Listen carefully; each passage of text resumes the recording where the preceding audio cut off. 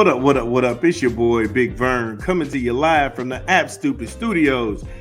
App like you got some sense. Smash the like and subscribe button. We like it when you do that here.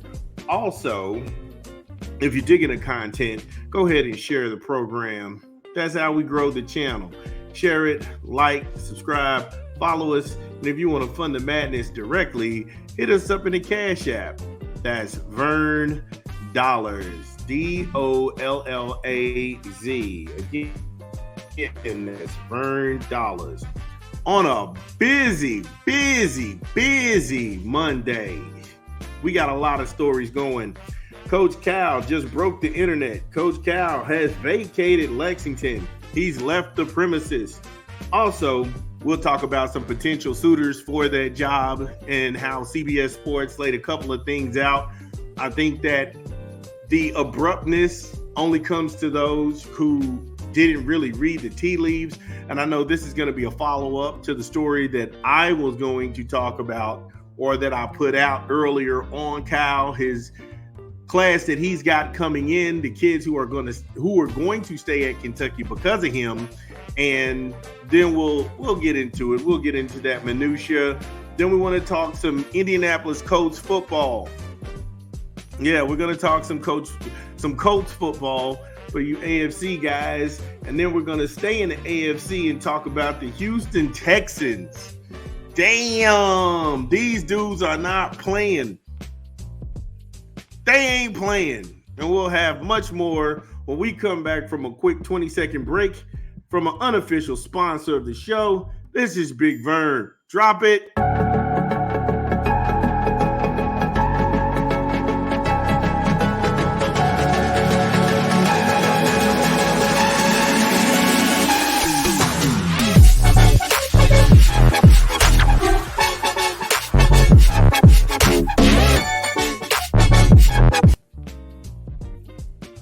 Taco Bell, Live Moss. Try the $5 cravings box, the gorditas, the chalupas, the cheesy burritos. Taco Bell, Live Moss. Download the app. Visit your good folks at your local Taco Bell. Taco Bell, Live Moss. So we're going to start with the breaking news today. Going to talk about Coach Cal and how Coach Cal is actually out at UK. So this is coming from Cameron Salerno at CBS Sports. And how out of the blue was this for Coach Cal to leave Lexington is that Mitch Barnhart, the UK AD, he had met with Calipari weeks before to make sure he was returning for his 16th season in Lexington. So this caught Mitch, the AD, by surprise, because it caught a lot of people by surprise. When they had this highly touted class coming in before the tournament, that's when they lost to Oakland. And I heard all of the mammerings and the clamorings of the Kentucky lunatics fire Coach Calipari. I'm just like, well, who are you going to get to replace him? That's always been my thing. Who are you going to get to replace him? I'm not interested in, he left because of this or he left because of that. That's all speculation. Who are you going to get to replace him? We know he's leaving for Arkansas. Arkansas is a low-stress job.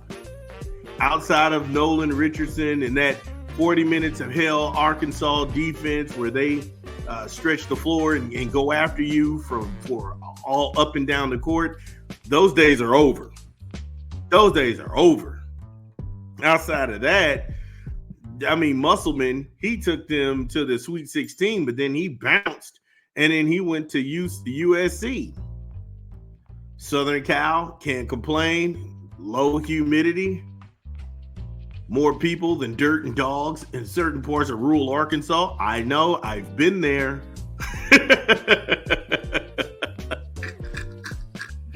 Trust me, I've been there, and I know. But you got to put some stock in that, because CBS confirmed through CBS Sports through Matt Norlander, Calipari leaving Kentucky has been on the table since February. And if that's the case, UK should have had their feelers out right then and there. So when this day comes, they had equally bigger news to drop on the same day.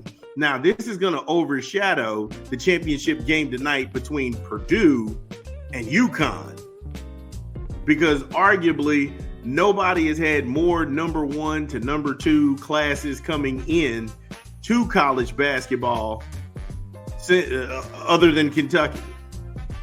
And that hasn't been tracked since 27 Sports started doing this in 2010.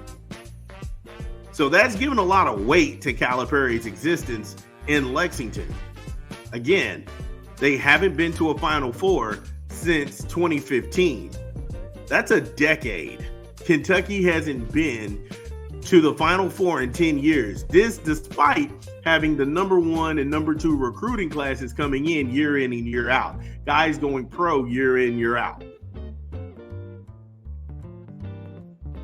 And we'll get into that and many more when we take another 20 from an unofficial sponsor of the show. This is Big Vern at App Stupid. Drop it.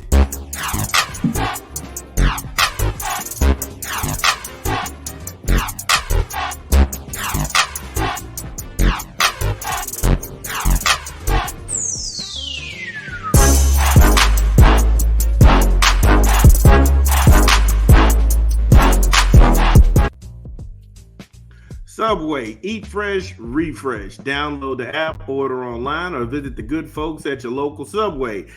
Download the app because you get 250 points for just signing up on the Subway MVP program. Why? All-Star Rewards, Vernon? Yeah, you can get All-Star Rewards and Subway swag exclusive with the goodies on the app. Free chips on Friday with any purchase. You can redeem the points at Subway and count them towards cash of your purchases. So many options, so many benefits. Subway, eat fresh, refresh. All right, so when we left off, we were talking about Coach Cal and him having interest in leaving. So let's look at a school that isn't getting a lot of press that Coach Cal was seriously entertaining. Now, per Norlander, Cal was serious and had significant interest in Ohio State when they got rid of their job. Well, with their head coach and that job became open, Ohio State chose to retain the assistant coach who turned the program around, and they were playing really good basketball down the stretch. I was talking about how leading up to them firing the coach, and then after, they only lost one game, and that was in the end. They were 2 games. They lost in the Big Ten tournament. That was expected. And then they lost 1 game in the NIT.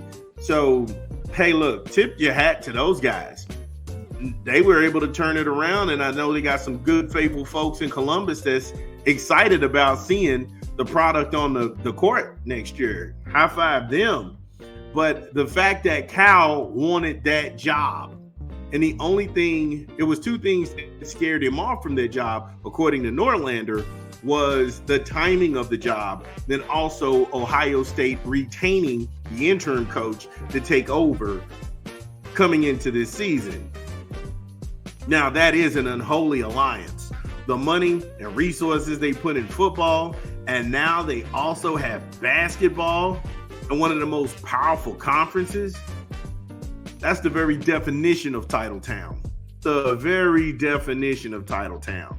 So now Cal is out, okay? We talked about a school nobody wanted to go ahead and acknowledge that he was looking at before this whole Arkansas thing happened. And then you kind of give credence to it because Coach Cal has a relationship with the guy from Tyson's Chicken.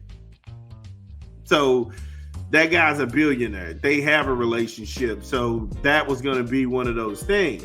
And I was talking to another basketball personality, and we were just swapping some ideas. And I was telling him there's no smoke and mirrors because per Calipari's contract, anytime a school contacts him, he has to disclose that. So that's what was going to be on the table. However, Cal is out now, and some names have been floating around Lexington. And this broke, again, 4 minutes ago.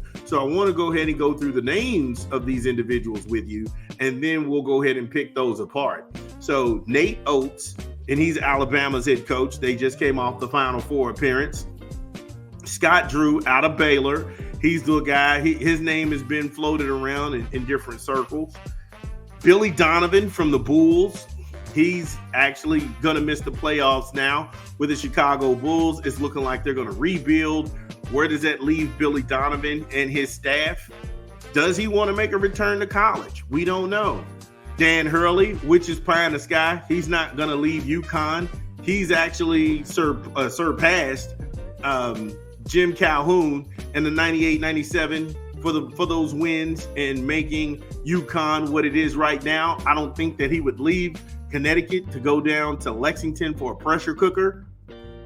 Sean Miller and Xavier. I don't think that the Wildcats would be looking at that, but we'll go through why. Because, see, it's easy for people to sit here and say, this will work, this will work, this will work, this will work. And then you're looking at yourself like, well, why would it work? And they never explain. See, here we like to read the tea leaves. Here we give you a basketball take. That's why you can't argue. We leave politicisms and then we leave our own opinions at the door and we just give you what the story is. Then there's Rick Pitino at St. John's, followed up by Mark Pope at BYU. Now, let's eliminate the crazy right away. Dan Hurley's not leaving. Dan Hurley's not leaving. Then you're going to eliminate the crazy in Nate Oates. And the reason why you eliminate the crazy of Nate Oates coming to Kentucky, leaving Alabama, Kentucky would have to write Alabama an $18 million check. Yes, I did not stutter. $18 million for Nate Oates to leave Alabama to get to Kentucky.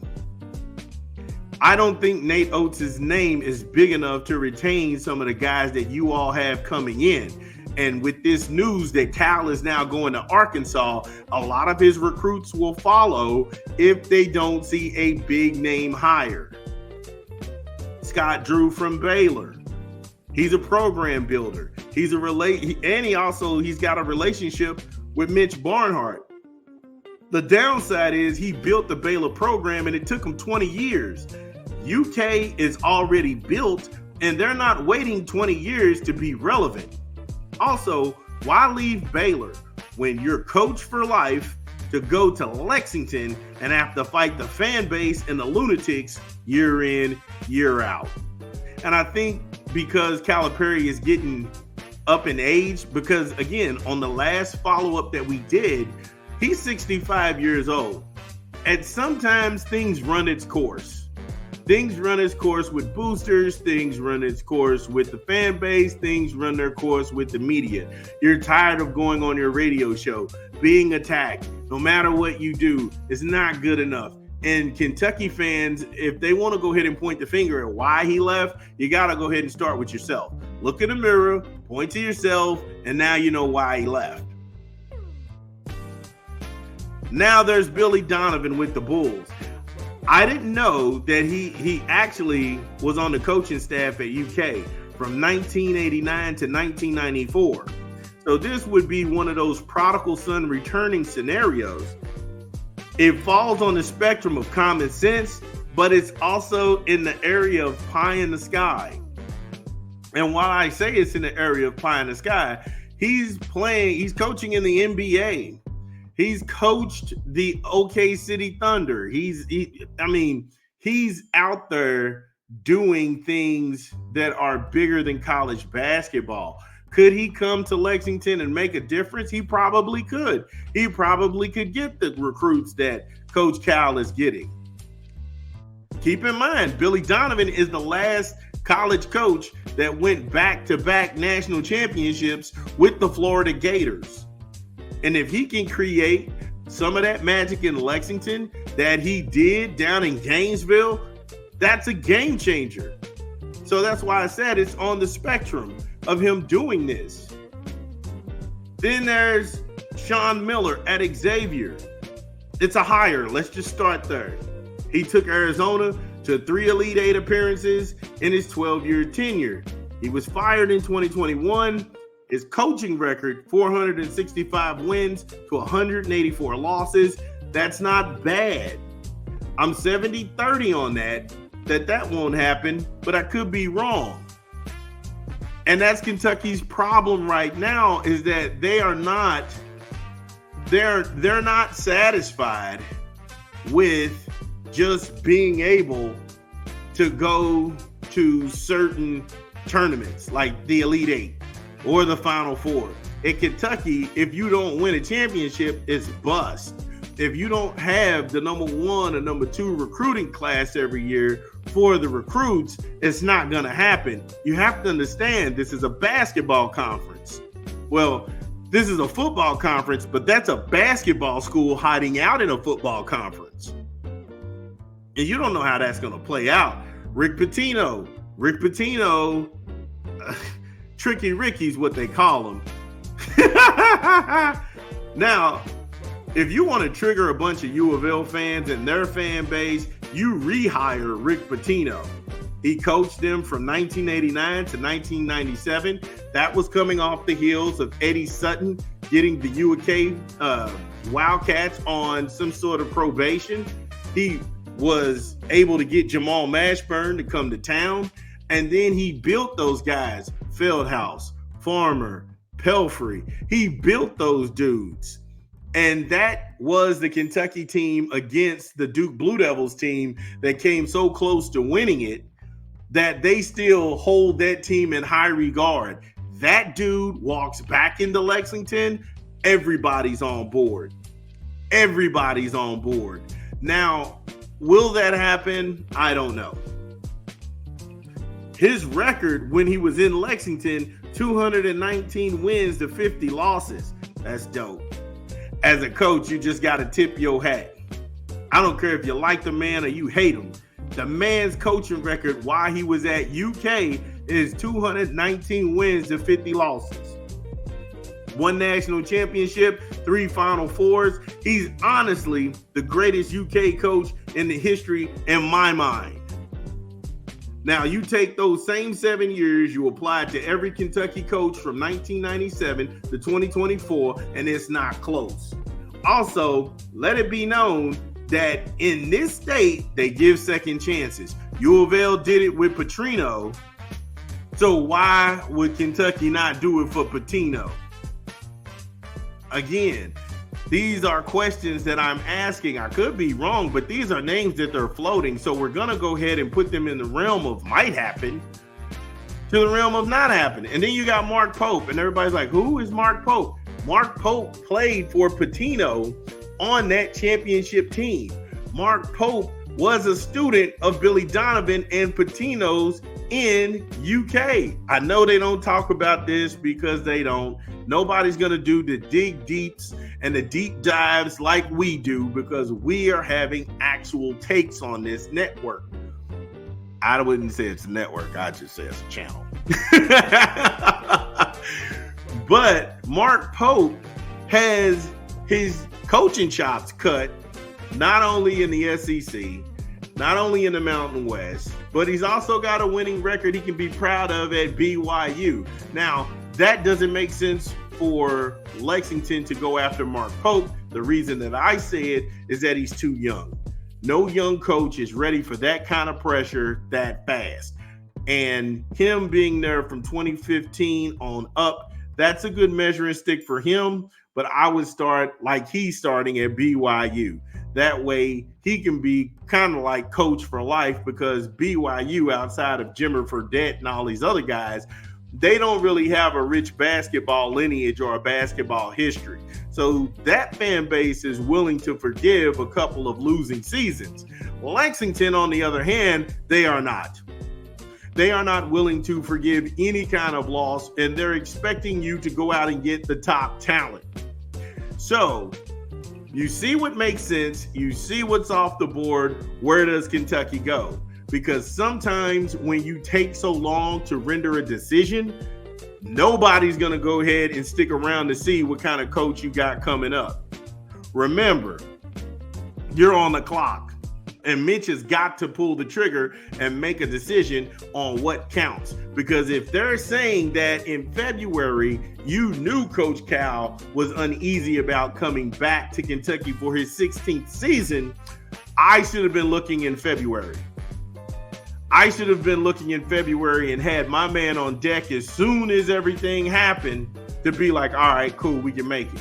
But again, I understand he got caught off guard because, like they referenced in this piece in the beginning, he met with Coach Cal weeks before the tournament just to make sure he was coming back.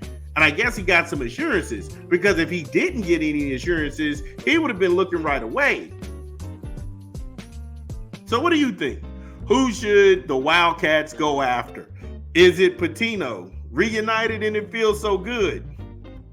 Is it Mr. Billy Donovan? Back-to-back national champions at Florida. Also former UK coaching assistant. Is it the prodigal son returns? Now, Bryce Drew has already turned down Louisville. He's probably going to turn down a Kentucky job too. They're not going to give him 20 years just to be relevant. Kentucky's already built. They're not going through a rebuild. They're not coming off suspension. They're not getting the program back on its feet. They're built. How do you feel about it? Hit us up in the comments. This is Big Vern at App Stupid. We got a whole lot of show to go, but I'm still cooking.